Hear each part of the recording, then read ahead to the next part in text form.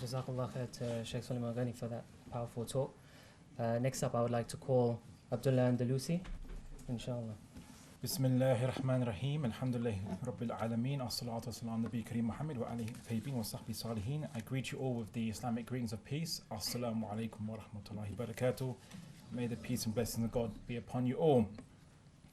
Interesting title we have, the criminalization of Islam.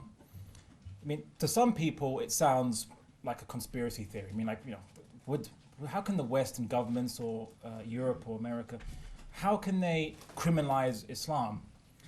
Well, I think the real question is, once you look into the history, is how could they not? And the question is, of course, what do you mean by Islam?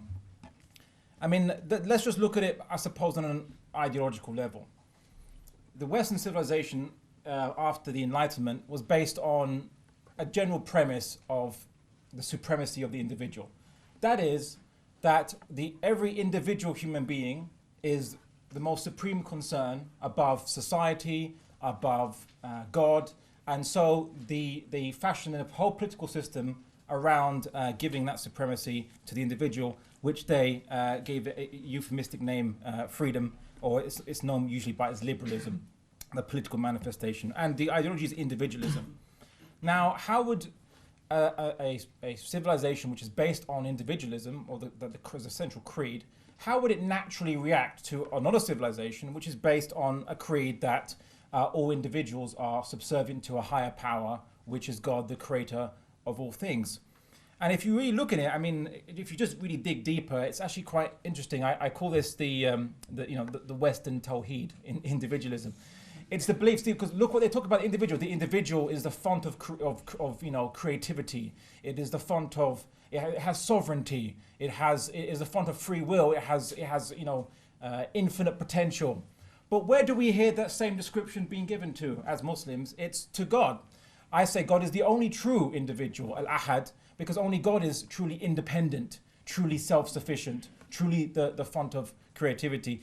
What I would say that many Western philosophers have discussed a problem when they analyzed or they looked into their theory a bit deeper and its application on humans, and they found that human beings are generally very predictable things, very conformist creatures, even ones which are non-conformist. There's usually some predictability in them, i.e. based on their genetics or based on their environment or their how they were raised or the culture they grew up in.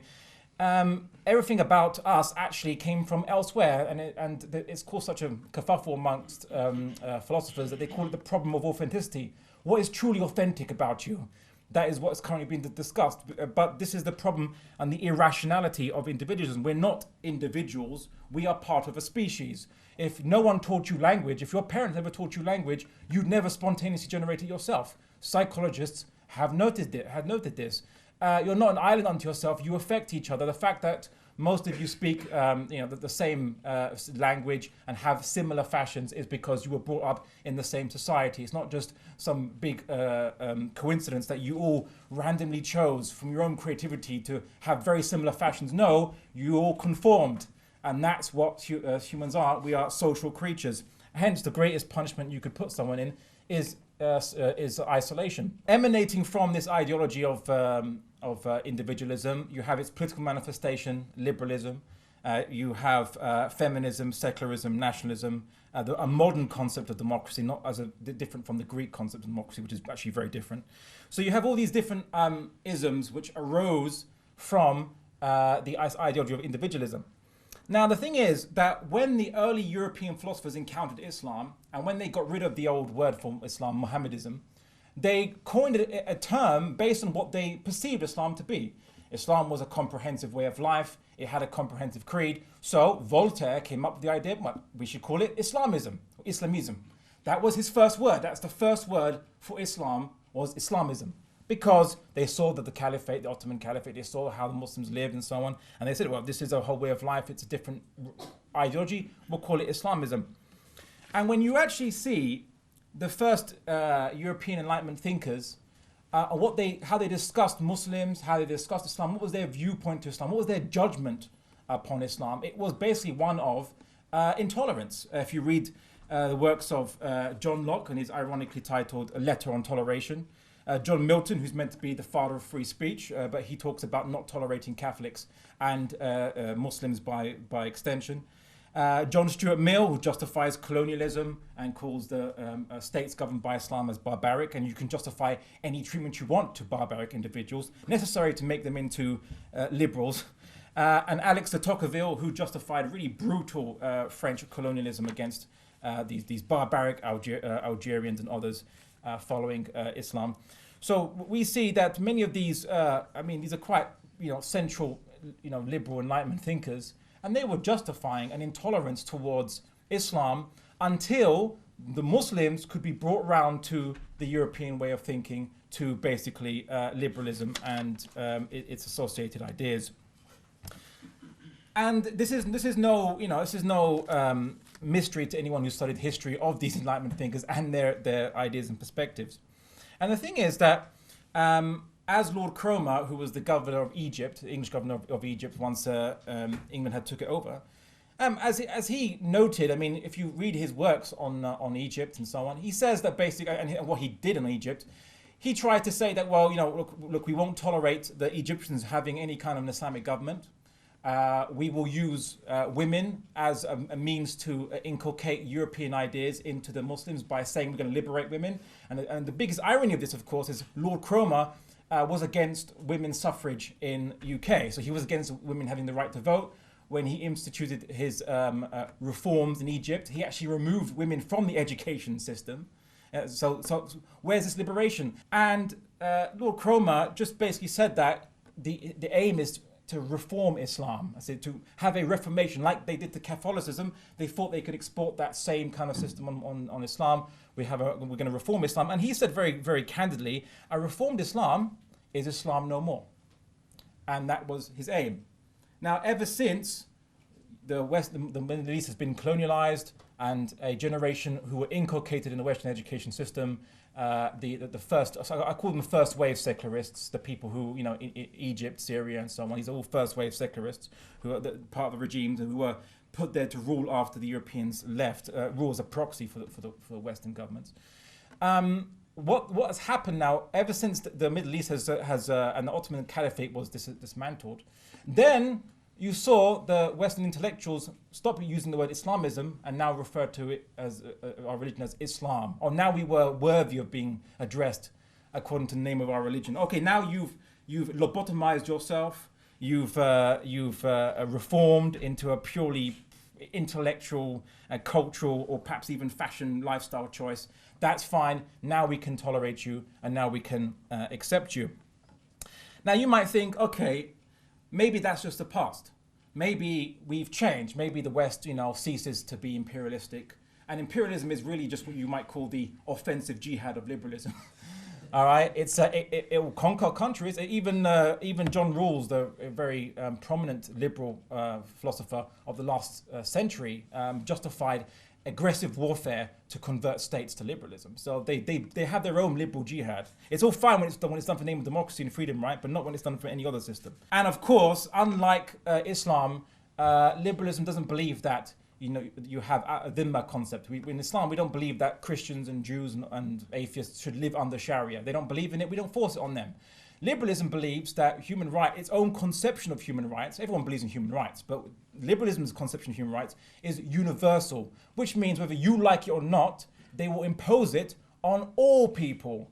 Whether you are Muslim, communist, Buddhist, whatever, what have you, they will impose it upon everybody. And this is much more so in their own countries. You can have a look at what's happened recently. We see with David Cameron's wonderfully tolerant speech recently in August, where he said, Britain is an open, tolerant, and free nation. But, it's always a but, we cannot stand by and allow our openness to be confused with a tolerance of extremism, or one that encourages different cultures to live separate lives and allows people to behave in ways that run completely counter to our values. Adhering to British values is not an option or a choice. It is a duty for those who live in these islands. It's British values, but they gave a choice to the Scottish, but not to us, unfortunately.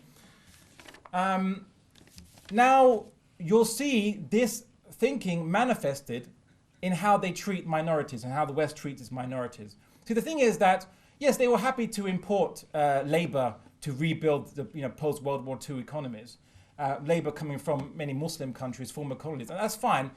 And they thought that these Muslims will basically assimilate into our culture, into our beliefs, and they will be just liberal copies, maybe with different colored skins, but they'll be liberal copies of Western civilization. Unfortunately, and here's the problem, many of you Muslims, yes, you Muslims in the audience, you refused to conform. How can you, how can you refuse to conform? Unfortunately, for them, they saw this and they started to panic. And you now had rising generations of Muslims who were more religious than their parents, or they returned to the ideological form or the holistic form of Islam, which their parents had left behind, coming from colonialism. And this panicked them. And then we saw the true test of liberal tolerance. Can liberalism really tolerate plurality? Is this something it can really accept? And what we saw that is that it was tested for the first time in its history. Well, maybe not the first time in its history. They had Catholics and they had communists, and they failed in those times too. And we were the next minority on the chopping block. So we saw that what you saw in the media and what you saw from the government are increasing policies which are against manifestations of Islam, which manifest the creed, which is counter to the liberal, what they call liberal values. So, for example, if you were to choose to wear a hijab or a burqa as a fashion choice, as you expressing your individuality, that's fine. They have no problem. But if you want to wear a hijab or a burqa to manifest your belief that you are subservient to something greater than yourself, oh, now it's oppression. Oh, they are oppressing themselves. This is an oppression against women. We can't allow this. We can't accept this.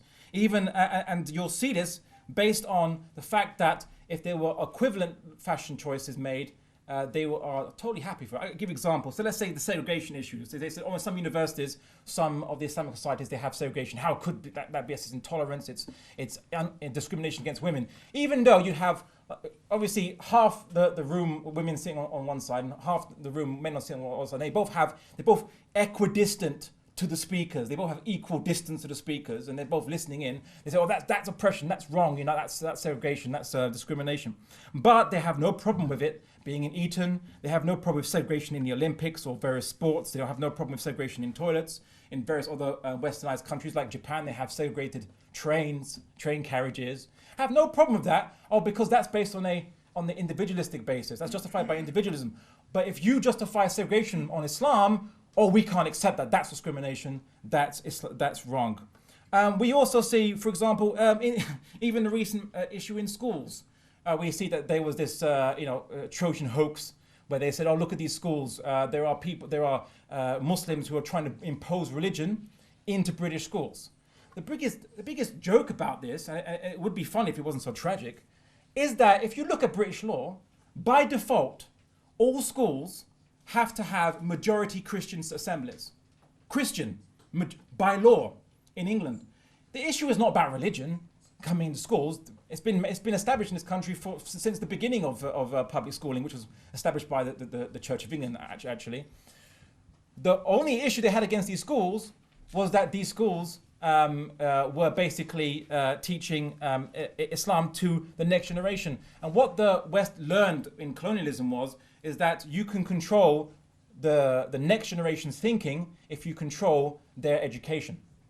And if you're seeing Muslims being taught about Islam and being connected to their religion in public schools, they had a problem with this, and even certain other schools. And this is the issue. And then you saw this intolerance that arose because of that. And they say, "Oh, you can't have this," even though by law you have to have majority Christian assemblies, and each school has to apply for an exemption to that law to have, if you're maybe mostly Jewish school or mostly Sikh or mostly so on and so forth, we have to apply for an exemption from that. So they don't have a problem with religion in schools, they have a problem with Islam in schools. We also see that they dislike the concept intensely of ummahhood, the concept of ummah. The concept of a connection that Muslims hold towards each other, a global community. And what they do to counter that and the question why would they want to counter that is because it contradicts their concept of nationalism. Nationalism should be the highest concern of all individuals, being the manifestation of the collective sovereignty of individuals, and so on and so forth. You can read it up on online a bit more about nationalism, where it came from. But because Ummahud contradicts nationalism, they want to impose upon you, you must be British Muslims. Or what about all this identity crisis? I'm saying people didn't even know what word identity meant before they brought the word identity crisis. You all have identity crisis, and you must be British Muslims with a British Islam. Well, I'm sorry, I didn't know that Islamic law changes based on which part of the earth's crust you're on, but apparently so. So they tried to push this, and one of the biggest problems they had with Muslims volunteering to go to Syria to fight against a regime was that they weren't doing it for liberal democracy. They were doing it for Islam. The Syrian people, majority want Islam. Was one of the most majority groups, the most successful groups. There are Islamic groups in Syria. And they had problems with this. But of course, they didn't have a problem with Bertrand Russell or George Orwell going to Syria to fight to Spain to fight the fascists. They didn't have a problem with Zionists going to Israel, even though they're British nationals, and joining the Israeli Defense Force. They have no problem with this. They had no problem with people going to Libya to fight against Gaddafi, with an AK-47, just like the insurgents in Syria. But that was once the insurgency of the Revolutionary Council was under control by the UK and Americans, and they knew what type of system was going to come out because they were controlling that. Then it was okay to go and fight, take up guns and fight against Gaddafi. But to do exactly the same thing in Syria is now viewed as incorrect and wrong. And of course, we see the issue about halal food, where they say, they're having these shops which are putting up halal food, like Pizza Express orders. How dare they? This is imposing Sharia upon the West and so on. And suddenly, all these people had concern for how animals were slaughtered. The definition of cruelty is, they say, unnecessary pain, and they say that. The Sharia way or the halal way of killing animals is unnecessary cruelty. Well, I'll say this. Do you have to eat meat? Do you have to eat chicken or whatever to survive? No, you can have all kinds of vegan alternatives. So I could argue that slaughtering animals in the first place is unnecessary cruelty. You're doing it just because you enjoy meat and you enjoy chicken. I could argue that, and maybe vegans would agree with me, right? And if you look at the state of these, battery farms, and how they treat the animals, you don't see. You know what? It's so disruptive. It's so disturbing, so disgusting. It'll make anyone actually want to turn vegan. But you'll never see an English Defence League demonstration outside one of these battery farms calling for the correct treatment to animals. You won't see this. Why? It's because the issue is, it's not what you're doing, it's why you're doing it. That's what they don't like. That's what concerns them. So again, if you want to wear your hijab as a fashion choice, and they are confident that everyone's wearing it just as a purely fashion choice, you're doing it, I'm doing it for me, it's my choice, okay, we accept that.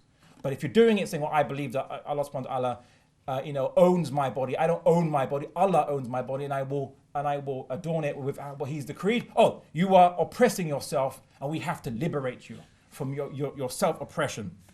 And I like to say there's three madhabs in the West, three different madhabs of liberalism, schools of thought. You have the waiters, the pressurizers, and those who can't wait anymore. And this was the reflection of how they are going to treat people with different ideologies, what they're going to do. So there are people who say, let's wait, Muslims will assimilate in time, give them time, don't force them, they'll come around. Then you have those who are pressurized, which are the mainstream, those who want to use the social and civil facilities of state to pressurize Muslims into changing our beliefs. By funding Prevent and funding Child Program and many other programs they do to actually force us to change our beliefs. This is a secular state getting involved in Muslim beliefs, Muslim theology. This is actually incorrect. And of course, the neoconservatives and far right, and who we call the Islamophobes, they're just the people that just can't wait anymore. They say, look, they're not going to change. We have to deal with them by other means. That's all they say. They use liberal arguments. Even David Cameron said in his Munich speech, ironically Munich, he said that if what the Islamophobes say are correct, then it therefore logically follows that you'd have to limit mosque construction, limit immigration. See, read it, what he said. He agrees. He says that if the Islamophobes are correct that Muslims won't come round, then sure, they are correct in their solutions. But he doesn't believe that you need to go that far. You can use pressure short of legal sanction. So the issue is this: what we're facing is liberal intolerance, a prejudicial media, a sensationalist media, And we have to counter these, the messages of the media. We have to counter the messages given out about what Islam is. People, what you see about this, the ISIL or ISIS in Iraq, they say, look, this is what your caliphate, this is what your Islamic caliphate is. Look how barbaric it is. Completely oblivious to the fact that the reason why there are Yazidis, there are Christians, there are the oldest churches in the Middle East, is because they lived peacefully under the Ottoman Caliphate. The Caliphate guaranteed their right to live there.